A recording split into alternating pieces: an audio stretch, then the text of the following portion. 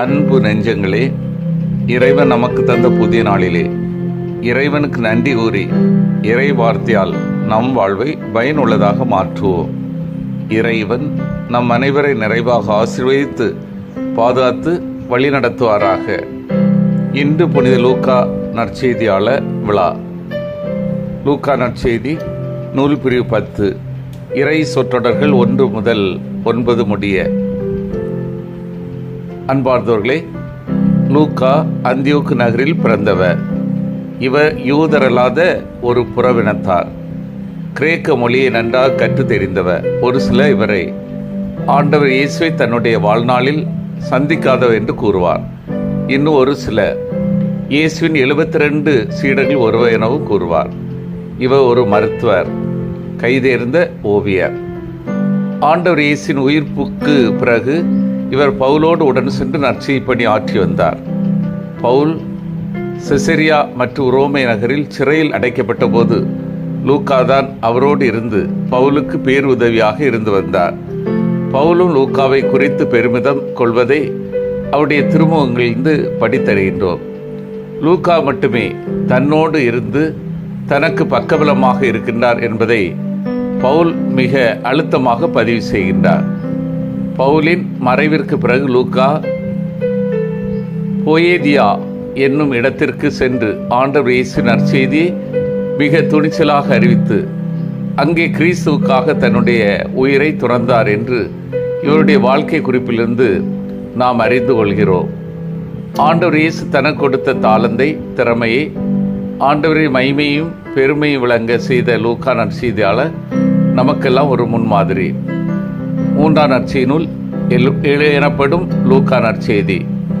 லூக்கா தன்னுடைய நற்செய்தி நூலை கிபி 65ஆம் ஆண்டிலிருந்து 85ஆம் ஆண்டுக்கு இடைப்பட்ட காலத்தில் எழுதியிருக்கலாம் என சொல்வார்கள்.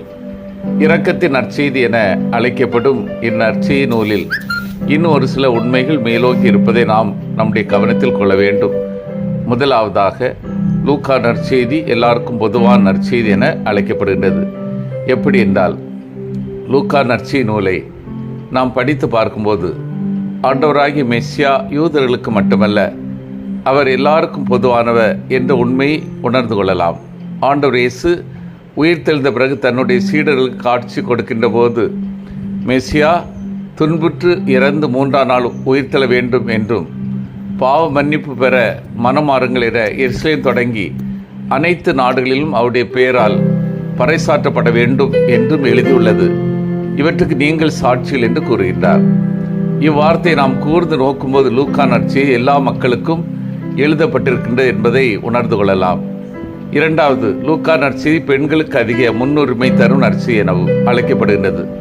வானதூதர் சக்கரியாவிற்கு தோன்றினாள் என்றார். அதற்கு அடுத்து அவர் மரியாவிற்கு தோன்றுவதாக லூக்கா நற்செய்தியாளர் எழுதுகின்றார். அதை போன்று குழந்தை சிமியோன் கண்டுகொண்டார் என்று படிக்கின்ற நாம், அதற்கு அடுத்து அன்னா என்ற பெண்மணி குழந்தை இயேசுவை கண்டுகொண்டார் என்று படிக்கின்றோம். ஊதாரி மகனி ஓமை வாசிக்கின்ற அதே வேளையில் பெண் ஒருவர் தான் தொலைத்த நாணயத்தை தேடி கண்டுகொள்வதையும் படிக்கின்றோம். இவ்வாறு லூக்கா நற்செய்தி பெண்களுக்கு அதிக முன்னுரிமை தருகின்ற ஒரு நற்செய்தியாகவும் நாம் பார்க்கலாம். மூன்றாவது, ஏழையர்பால் கடவுளின் தனி அன்பு. இயேசுவின் பிறப்பு ஒரு விலங்கு கொட்டில் இடம்பெற்றது. அவரை காண வந்தவர்கள் இரவில் மந்தையை காவல் காத்த இடையர். அவருடைய பெற்றோர் எளியவர்க்கென நிர்ணயிக்கப்பட்ட 2 புறா குஞ்சுகளையே தூய்மை சடங்கு காணிக்கையாக கொடுத்தனர். இயேசு ஏழைய வர்க்கத்தை சேர்ந்தவர் என்பதோடு அவரது போதனையிலும் கடவுள் ஏழையர்பால் சிறப்பான அக்கறை உடையவர் என்பது அழுத்தம் பெற்றதை லூக்கா எடுத்து காட்டுகிறார். இறையரசி ஏழையருடையது, இப்போது பட்டினியாயிருப்போர் பெயர் பெற்றோர். அதே நேரத்தில் செல்வர்களை உங்களுக்கு ஐயோ கேடு என்றும் எச்சரிக்கிறார். இவை மட்டுமல்லாது, ஒரு பணக்காரரின் வீட்டு வாசலில் கிடந்து கவனிப்பாரற்று துயரற்று லாசர் இறந்தபோது வானதூதரால் விண்ணுக்கு கொண்டு செல்லப்பட்ட ஓமை லூக்காவில் மட்டுமே வருகிறது. 4வது, லூக்கா நற்செய்தி ஜெபத்திற்கு அதிக முக்கியத்துவம் தருகின்ற ஒரு நற்செய்தி நூலாகவும் விளங்குகின்றது. அதே போன்று தூய ஆவியை குறித்து அதிகம் பேசுகின்ற ஒரு நற்செய்தி நூலாகும். மகிழ்ச்சி நற்செய்தியாக லூக்கா நற்செய்தி விளங்குகின்றது. திருத்தூத பணிகள் நூலும் லூக்காவால் தான் எழுதப்பட்டது என்பதையும் நம்முடைய கவனத்தில் கொள்ள வேண்டும். கற்றுக்கொள்ள வேண்டிய பாடம். தூய லூக்காவின் விழாவை கொண்டாடும் இந்த நாளில் அவரிடமிருந்து என்ன பாடத்தை கற்றுக்கொள்ளலாம் என சிந்தித்து பார்த்து நிறைவு செய்வோம். நற்செய்தியின் தூதுகளாகவும். நற்செய்தியாளர் லூக்கா கடவுள் தர கொடுத்த திறமை பயன்படுத்தி ஆண்டவர் இயேசுவை பற்றி எல்லா மக்களுக்கு அறிவித்தார். நற்செய்தி அறிவிப்பு பணிக்காக தன்னுடைய வாழ்வு முழுவதை அர்ப்பணித்தார். அவருடைய விழாவை கொண்டாட நாம் நற்செய்தி அறிவிப்பதில் தாகம் கொண்டு வாழ்கிறோமா என சிந்தித்து பார்க்க வேண்டும். சிந்தித்து தியானித்து செயல்படுவோம். ஆண் பெண் இணைந்து பணி செய்வதை நான் விரும்புகிறேனா? ஏழைகள் மத்தியில் தனி கரிசனையோடு நான் பணி செய்கின்றேனா? ஒவ்வொரு நாளும் ஜெப அனுபவத்தோடு பணி செய்கின்றேனா? மன்றாடுவோமாக.